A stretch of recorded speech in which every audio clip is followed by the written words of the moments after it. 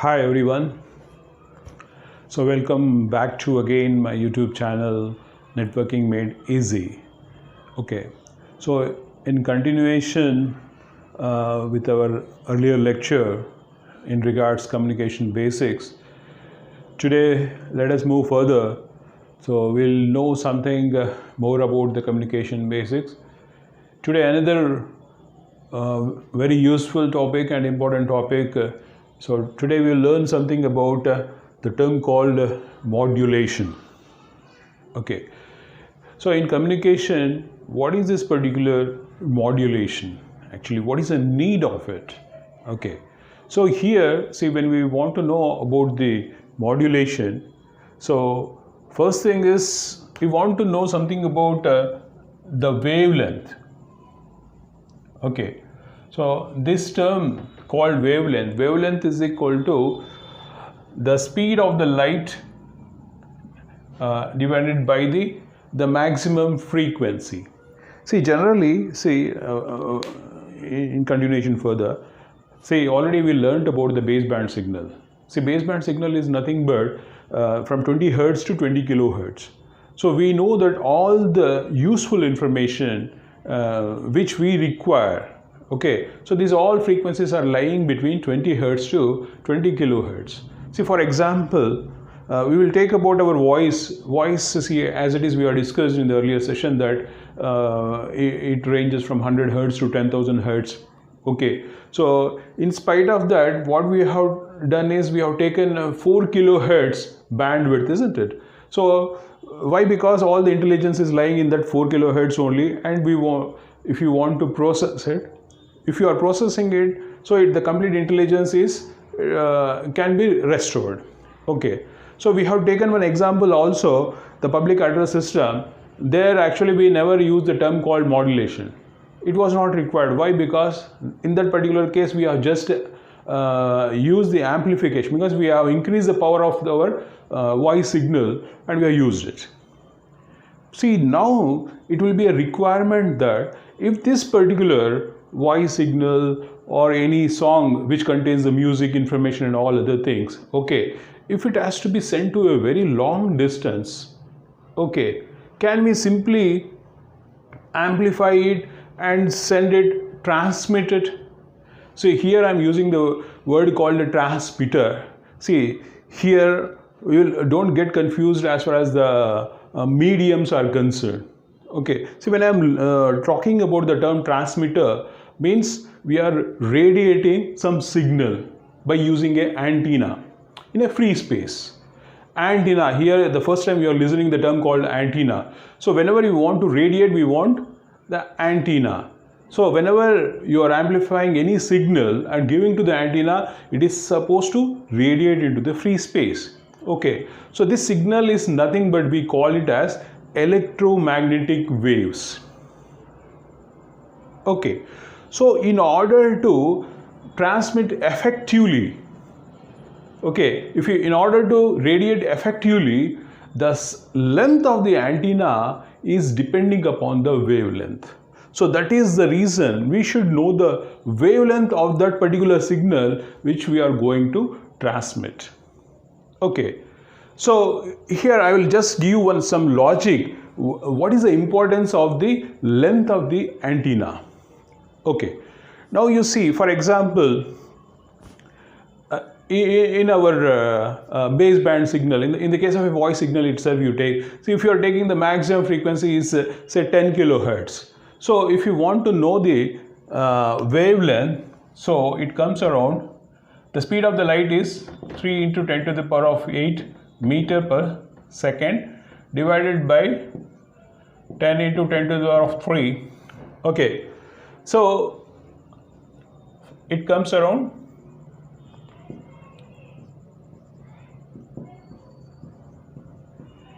30 around 30,000 meters. Okay, it is around 30 kilometers. Okay, so this is actually the wavelength of this particular signal. Okay, so for effective transmission, okay, for effective radiation, through antenna, the length of the Okay, the length of the antenna. See, here we are talking about this is the term called length. This length. Okay, so it's very important. Okay, the length of the antenna should be, the complete total length should be lambda by 2. Okay, if it's so, it radiates very effectively into the free space. Okay, so that's what is the importance of the length of the antenna here. See, if you see this is, if you think this is the source of the signal which has to be radiated. Okay, if this particular length, say, see the signal is like this. The signal is continuously changing. Okay, if you consider this particular thing as a one cycle, this total length is supposed to be around the lambda, the wavelength. Okay, if the total length is the wavelength, so this is supposed to be a quarter lambda, this is half lambda. Okay, so there are 4 quarters in one particular wavelength. Okay, so if the signal is transmitted, if this particular length is quarter lambda, this is again a quarter lambda. So then what is happening is, whatever the signal, see, this antenna is nothing but a metallic structure. Okay, it's a just metal rod. So see, this type of antenna we call it as a dipole. See, this is just for your understanding what is the importance of the length of the antenna here. So see, if it is quarter lambda, see, the signal, the field, whatever the electric field which is developing around this antenna will be like this. Okay, in the positive cycle it is like this, and here also it will be like this. Okay, so again when it is changing next cycle, so it will change to this side. So this is a negative cycle, minus. Okay, so this is how the continuously, what is happening is, this is how the continuously the field around the this particular rod is keep changing. It actually develops electric field as well as a magnetic field. So this, if possible, when I am going to electromagnetic spectrum, okay, EM wave spectrum, then I'll try to give more information about the antenna part. Okay, but right now you just understand the electromagnetic waves are being radiated through the antenna. Okay, so if this particular total length is quarter lambda, so what is happening is the maximum radiation is possible. Okay, see, for example, in the same dipole, say if it is total, okay, the length of the antenna is, say, 1 lambda, 1 wavelength. Okay, it means this is half length, and this is another half length. Total length is the 1 wavelength. Okay, so in that case, the field whatever is being developed across this particular antenna will be like this. Okay, so this is for positive half cycle and this for the negative half cycle. So same in both the cases. So when this kind of thing happens, so what is happening is this positive half cycle and this negative half cycle gets cancelled out. So there will be absolutely no radiation. Okay, see this example why I have taken, don't get confused too much about it. See, this I want to just tell you the importance of the wavelength, means antenna length versus the wavelength. So for effective radiation, the length of the antenna should be quarter lambda and in the multiples of it. Okay, so if you want to radiate this particular signal as it is, our voice signal, so you just imagine, so what should be this is one wavelength, 30 kilometers. Okay, you just imagine how many, it's not practically possible, isn't it? So that's the reason we cannot transmit any baseband signal as it is. Okay, then what we need to do? So we have to go for the higher frequency. Higher frequency in the sense is, that's what. So now can we speak with the higher frequency? We cannot change our frequency, isn't it? What all the baseband signals with this intelligence which is lying in this particular range only. So there is no other go. You have to have another signal, okay, should be utilized for carrying this particular intelligence to a longer distance. So that's what is the reason, means a term called the modulation. Modulation is nothing but you have another higher frequency, okay, that particular carrier frequency, means we call it as a carrier. You just see this particular term called carrier. It is not having any significance as far as the intelligence is concerned. Okay, this is doing extra job of carrying our intelligence, isn't it? Because we understood, because this intelligence, whatever we are speaking, or any music signal, or whatever it is, anything which is lying, which is a baseband signal lying between 20 hertz to 20 kilohertz, cannot be transmitted as it is. So we require a one higher frequency on which this particular intelligence can be, means this particular carrier will carry this particular information to a longer distance. That's the thing. Okay, so that is one primary reason why we are modulating. Okay, so now coming to, so now this is clear. Why? So you understood what is the importance of the antenna size with respect to wavelength. Fine. Next we come to there are different types of modulation. Okay, so basically it is analog modulation and the digital modulation. So right now we will not talk anything about the digital modulation. We'll try to learn what is actually analog modulation. Okay, so basically analog modulation in the sense, see, first you pick up a carrier will be some higher frequency. Okay, higher frequency, so means that frequency is practically possible for radiating. Okay, so when you have chosen a carrier frequency, see, any carrier means it's a radio frequency signal, it's a sine wave, so it is having three parameters. Okay, one is the amplitude. Okay, you pick up any carrier. Okay, so this is having a amplitude, the frequency, okay, and a phase. There are three parameters in this particular carrier. So if any of the parameter is varied, in accordance to the modulating signal, so different types of modulation can be achieved. Okay, so that's how we are having amplitude modulation, the frequency modulation, and phase modulation. So in the amplitude modulation, what we are doing is we are varying the amplitude of the carrier with respect to the modulating signal. Okay, in fact, you see the carrier, your intelligence is being encoded in that. You are putting secretly into this particular thing. That's it. And it travels to a longer distance. So after reaching to the destination, the receiver, what it is doing, it is picking up that particular intelligence from this particular carrier and it is being used. That's the thing. So otherwise, this particular carrier is not having any big purpose.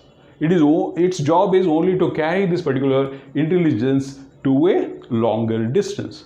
So in the case of amplitude modulation, see, we'll discuss more in the electromagnetic spectrum. So here in the amplitude, this particular carrier frequency rise between 535 to 1705 kilohertz. So this was the original AM modulation which has been okay, in 1870 it has come up. Okay, this was basically used for radio transmission. Okay, so those days, if you are aware, all our songs, news and all other things, always it used to be in the broadcast, it used to be in this particular range. Okay, so whenever you are tuning your radio, you can pick up different radio stations. Okay, in some stations you will get news, and some stations you get some songs and all other things. Okay, so this is how the amplitude modulation initially being used for transmitting our required information. So this particular frequency lies between 535 kilohertz to 1705 kilohertz.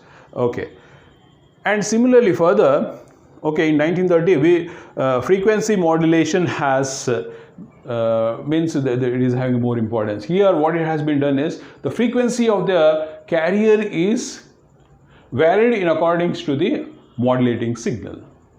Okay, now the intelligence in the carrier is lying in the form of a frequency. Okay, so once it is transmitted into the free space in the receiver, what has to be done? The intelligence has to be picked up from the frequency and it is to be reproduced. Okay, so if you make a comparison, see that's what here, see this is our modulating signal here. So here what has been done, see the carrier, the amplitude of this particular carrier is varied in accordance to the modulating signal. See that's how it has been generated. So this is the amplitude modulated signal. Okay, so once it is transmitted into the free space in the receiver, what it is being done? So the peak is being detected and your intelligence is removed and it has been used. Similarly here in the frequency modulation, the frequency of the modulated frequency of the carrier is varied in accordance to the modulating signal. So now if you make a comparison between the amplitude modulation and the frequency modulation, you see here the frequency modulation, the carrier lies between the range 88 megahertz to 108 megahertz. So if you make a small comparison between this, see the sound quality in the frequency modulation is very good. It is like a stereophonic, as if you are listening to a live recording or something like that. Okay, but here in amplitude modulation, it looks very ordinary. The sound quality is not so good. Okay, and it is badly affected by the noise. See why? Because see when the amplitude signal, see the noise is, what is actually a noise? It's a random noise. Random noise means it can have any frequency. Okay, from minus infinity to plus infinity, any frequency. So you generally what happens is in the amplitude, because always noise, it can affect in the amplitude. Okay, it affects the amplitude of the signal. So definitely, so the noise will become the part of the this amplitude modulated signal. So it's very difficult to remove this particular noise at the receiver. So if you can recollect, I don't know whether you have experience or not. See those days when we were using AM radio, whenever a light is switched on or switched off, the spark is being generated. So that spark sound you will be hearing into the speaker. So, why? Because it's an electrical disturbance. Disturbance means it's a noise. So that affects the amplitude of the amplitude modulated signal. So that is the reason it becomes a part of it. Okay. So that is the main reason in amplitude modulation the sound quality is not good. Okay. So even though the bandwidth requirement is C, the bandwidth requirement is 30 kilohertz. It has been chosen. Like suppose if you want to, the maximum frequency of the modulated signal is 15 kilohertz, you require 2 FM, that is 30 kilohertz bandwidth. Okay. In spite of that, at the receiver is able to detect only 5 kilohertz signal only. It means what? Any sound information or any music instruments whose frequencies are above 5 kilohertz, that are not being detected. So that's the reason the quality of that particular it will be very ordinary. Okay, whereas if you go into the frequency modulation, the bandwidth requirement is 180 kilometers. It is a bigger bandwidth. See, basically what is being done is the frequency modulation, there is a concept called frequency deviation. So see, the frequency deviation is 75 kilohertz. So what is happening is from the center, the carrier frequency, the frequency is being deviated from 75 kilohertz to both the sides.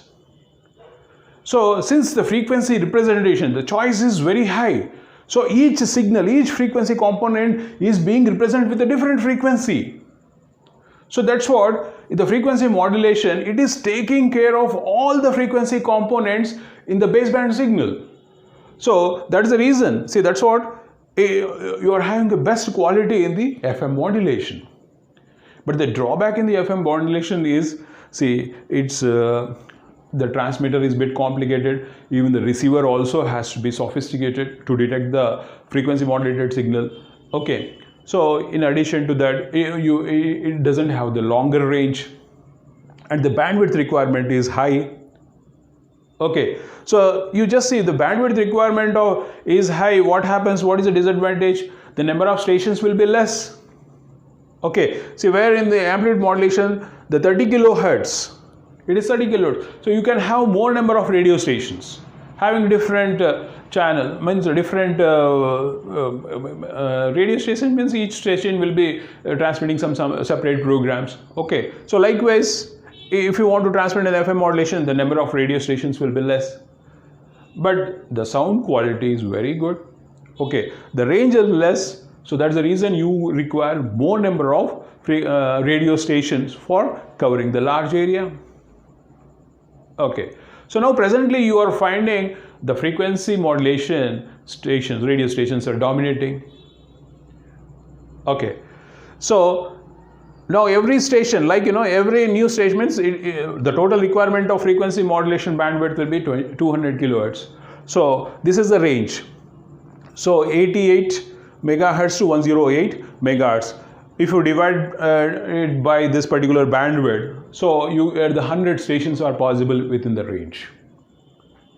Okay, so that's not an issue. This many stations are there. It will be covering a certain area. Again, the same signal has to go further. Means again you require some other radio station for transmitting this particular same signal. So that is the only drawback in the FM modulation. Otherwise, as far as the quality is concerned, as far as the sound quality is concerned, it is very good. Okay. So far what we have learnt is, what is the need of the modulation? So the modulation requirement, as it is told, the baseband signal cannot be transmitted as it is. Okay. So you require a higher carrier frequency to carry this particular baseband signal. So since the antenna size is depending upon the wavelength, so that is the reason we are going for the modulation. Okay.